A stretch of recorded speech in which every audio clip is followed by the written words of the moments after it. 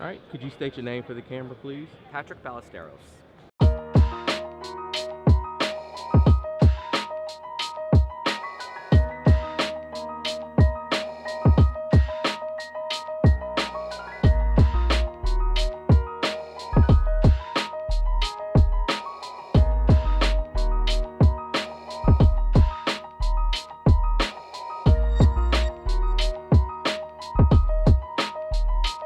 You know what? I actually don't do that many conventions. I keep it probably around 4. I don't like getting swamped with so many that I can't produce anything new or anything memorable. So I feel that when it gets more than 4, I'm rushing to do things, and a lot of the work that I do suffers because of that. So I always started drawing.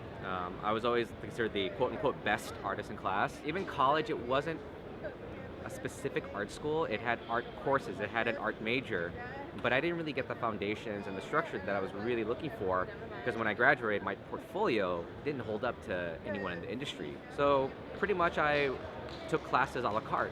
This was before YouTube, before any type of online classes. So I would search for the teachers, I would search for the classes, I would get my foundations, life drawing, figure drawing, but on the side I'd still be doing my own stories, my own characters, and it actually developed over probably like 7 or 8 years. It wasn't a thing that just like clicked right away. It was a lot of practice, a lot of trial and error, a lot of horrible drawings, but a lot of it was figuring it out. And honestly, I wouldn't change anything, because all those missteps helped to develop what it is that I'm doing right now. My first set of drawings that got me started on this path was for a gallery for a friend. His name was Alzar, and he worked at a salon, and he said, hey, I'm doing a gallery show, you're gonna put stuff in it. I'm like, oh, okay. So I did, and through that exploration, I started to play around with things, play around with proportions, character stylizations, and after the show, it went pretty well, and I had so much fun doing it that I kept exploring that style, and eventually it led me to a lot of things that I'm doing now. But honestly, it all started with that gallery show. A lot of it comes from what I'm like, what I'm into, things that I grew up with, things that struck a chord in my heart. So I'm not trying to reach everybody, but I'm trying to reach the people that are pretty much in tune with my childhood, my philosophies, the things that I cherish, the things that I consider, memorable. And so I just do those, and luckily it's resonated with so many other people that I've been fortunate to keep doing it. Definitely I'm telling a story. I'm so happy you picked up on that. With each drawing, I don't consider them just pinups or just illustrations, more of a storytelling moment.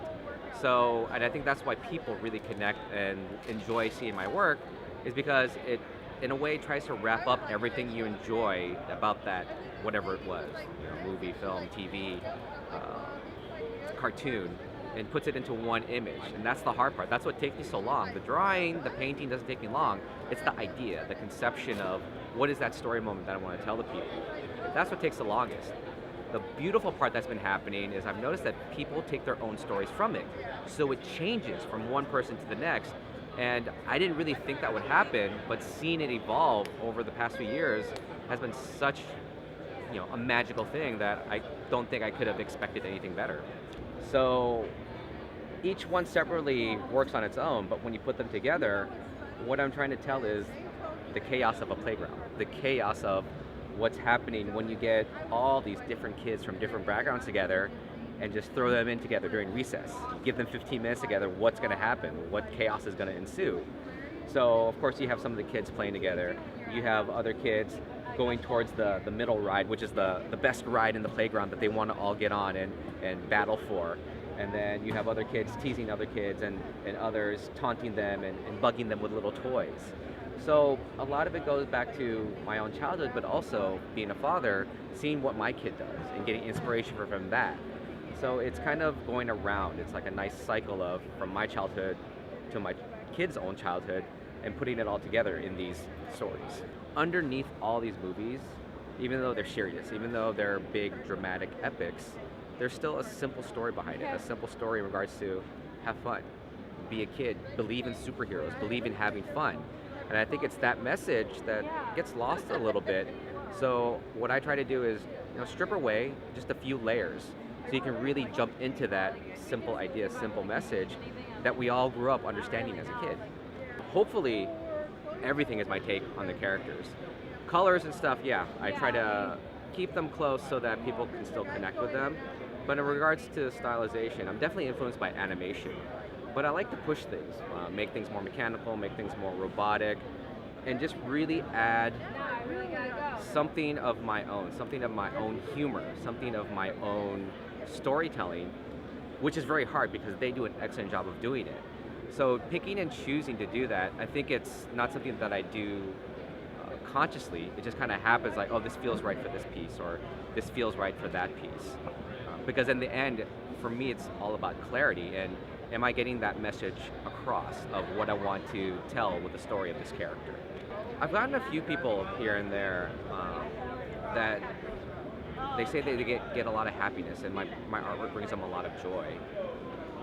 I'm hopefully that you clump in inspiration into that as well.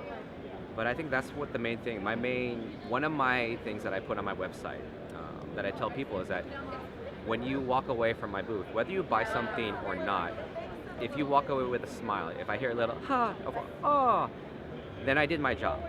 Okay, it's not about that long line. It's cool. It's cool that people are buying my stuff, but I love seeing that reaction where I can connect with them, and I love seeing that reaction where they walk away, and it's almost like, okay, I made someone's day a little bit better today, and that when I see it in person, makes things like so awesome. One of the stories I want to tell is of my travels, my trips to Japan. So I'm trying to do a kid's book about that. So I'm just trying to find the right way to portray that with my own characters and stuff. So hopefully I can get that coordinated, because I really am excited about that.